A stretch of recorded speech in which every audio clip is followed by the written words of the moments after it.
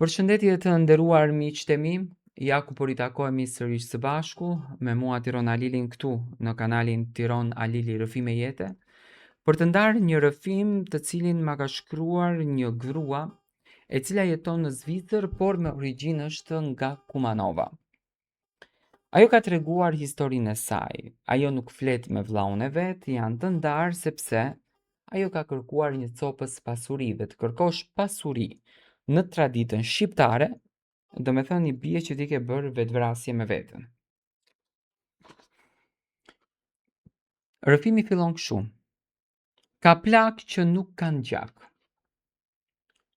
por që digjen ngadalë brenda shpirtit. Janë plak që nuk i shkatron armiku i jashtëm, por njeriu që ke dashur më së shumti. Ai që ke ndarë me të çdo çast të fëmijërisë, çdo sekret dhe çdo ëndër. Në jetën time ajo plagë ka emrin vëlla im. U rita në një shtëpi të thjeshtë, por me plot ngrohtësi. Babi ynë ishte një njeri ndershëm dhe i lodhur nga jeta. Punoi pa pushim për ne. Ai ishte gjithmonë aty, duke na mbajtur në dorë, por edhe duke na mësuar gjithashtu se drejtësia dhe barazia nuk janë gjëra që ti mund t'i mohosh. Një ditë kur nuk do t'jem më, thoshte shpesh ai, mos e lejoni askënd t'ju shkel dinjitetin. Një familje nuk ndahet për pasuri, por gjithashtu, mos e ndalni të kërkoni të drejtën tuaj. Fjalët e tij ishin si guri ngushtë, të mbjell brënd në zemrën time. I mora shumë seriozisht. Por siç ndodh shpesh, jeta ka mënyrën e saj për të provuar. Sa fort ti mund të qëndrosh në këmbë. Kur babi u nda, unë u ndjeva e boshatisur. Shtëpia që dikur kishte zhurmën e gjallërisë dhe të qeshurave, u kthye në një vend të ftohtë. Çdo hap që bëja brenda saj më kujtonte baban. Çdo çarje muri më fliste për të kaluarën. Ishte sikur të ecje në një muze të kujtimeve të dhimbshme. Dhe në atë boshllëk filloi një heshtje më e thellë se vetë vdekja e babait. Heshtja e vllaut tim. Ditët kalonin dhe çdo kujtim i përbashkët duket se po zbehej.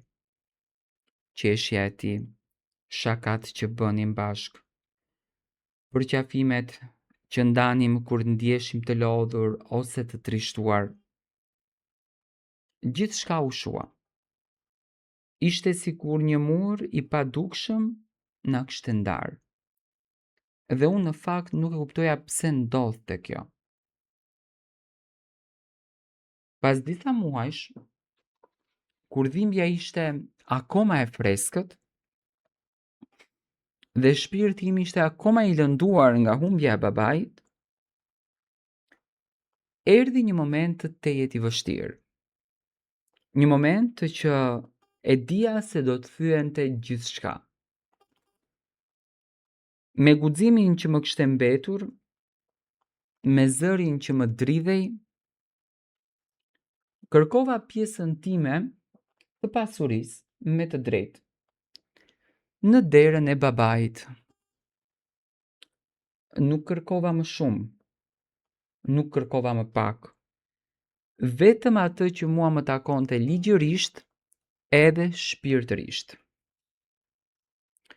Kërkesa ime ishte e thjeshtë dhe e drejtë, por ajo u interpretua si tradhti, si mohimi i dashurisë për familjen. Dhe që nga ajo ditë, vëllau im ndryshoi krejt. Ai nuk më flet me gojë, as një mirdita, as një pyetje për shëndetin tim, as një shenjë që tregon se e kujton atë se unë ekzistoj. Heshtja e tij është e dhimbshme. Është më e keqe se çdo fjalë.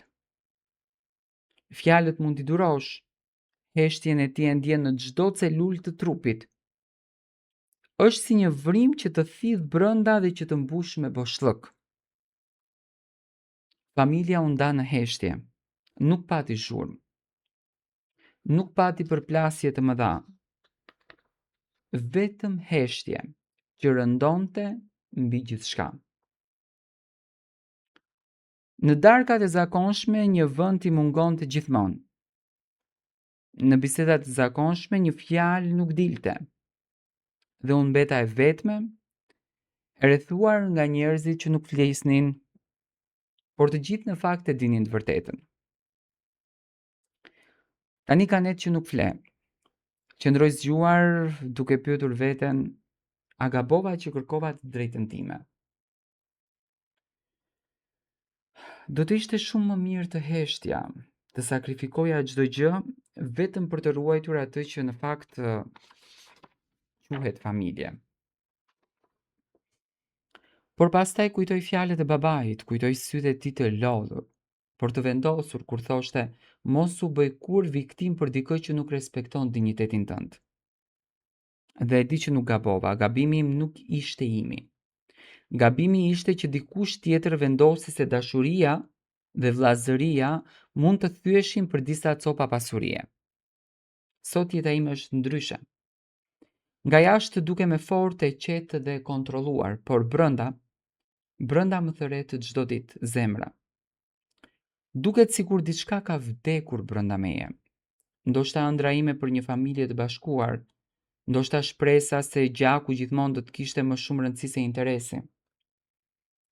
Kam parë fëmijët e mi të rriten dhe e di se një ditë do të pyesin, pse nuk flisni me vllaun tuaj?